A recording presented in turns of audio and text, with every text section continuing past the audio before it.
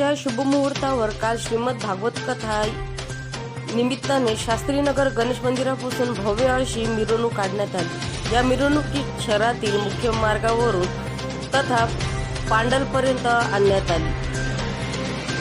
या मिरवणुकीमध्ये श्रीकृष्ण राधाराणी यांचा सुंदर जिवंत देखावा व लहान मुलांचे भजनी मंडळ तसेच बंजारा समाजाचे पारंपरिक नृत्य तसेच लहान मुलांची लढबाजी सुद्धा करण्यात आली।